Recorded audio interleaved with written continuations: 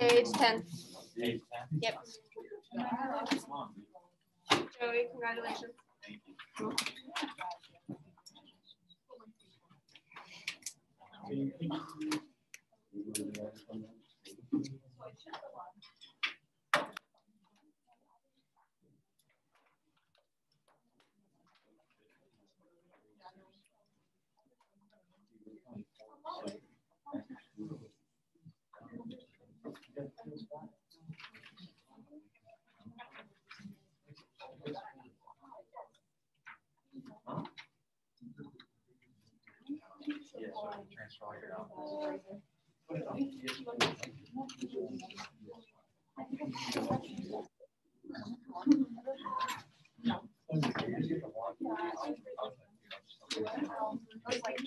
That's what I talked about. Those like nature valleys, trashy cars, like the nut butter on bottom. Yeah. I think I could live off those for Not a week, maybe 2 days. because I'm gonna make weight really easy. But I like being at the bottom of our weight class, like all the way at the bottom. Where's Kristen? I don't know. I saw her this morning. She was in my last class. I don't know what she's doing right now. Okay. She was doing fine. But We'll allow it. Somebody changed. well, I like being at the bottom because Couldn't get last around time that. You're good, buddy. Has to know. Good to know. Today's been weird. It has been weird. I just attended a funeral via broadcast. Oh. Yes, while sitting in the library. It's very odd.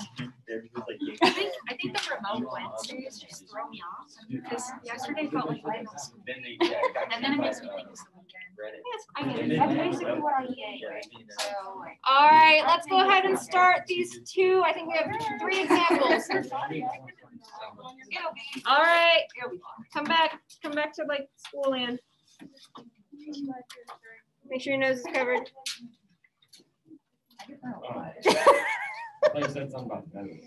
No, I said nose. My diet's really. All right, so looking at 6.2, okay, you're using a different table, so make sure you have your tables out, and you're gonna look at table 5 instead of table 4. I think this table is easier to use than table 4. It's more direct, okay? So if you watch the video, which most of you did, okay, the steps are pretty much the same. The main thing here, we're going to verify that we don't know the population standard deviation.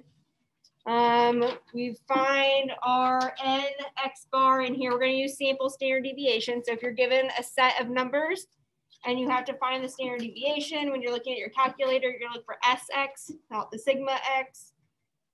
And then the main thing that's different is degrees of freedom. Okay, degrees of freedom is n minus 1. Okay, and the reason why, let's see here. I'm gonna pick on Joey, Cade, Alex. Grab those 3 desks and drag them forward for me. They're gonna stand up and move. And I'm gonna figure out a way to move you guys so you guys can kind of see. All right. So who wants to go first? Do what? Kramer. Okay, Kramer, pick a seat. Pick any of the 3 seats. Which one you want? Go sit in. Okay. All right, who wants to go next? Okay, Joey's picking. Okay. Now, Alex, how many choices did you have? 1. But the 2 of them had freedom to choose whichever one they wanted, right? Yeah. So that's degrees of freedom. There were 3 seats available, but only 2 people actually had the freedom to choose what they want. Does that make sense? So that's why you're always going to subtract 1 from your sample size. Okay, thank you guys. You can move desks back. All right. Yes, you can give them applause if you would like.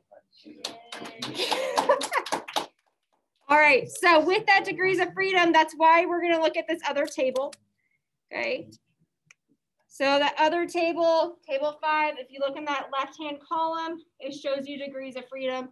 And then what we're only gonna focus on for right now is that very top row where you're looking at the level of confidence, okay? All right, so then your margin of error formula is the exact same, and then calculating the confidence interval is the same. The only thing that changes really is finding the critical value using degrees of freedom in table 5, okay? All right, so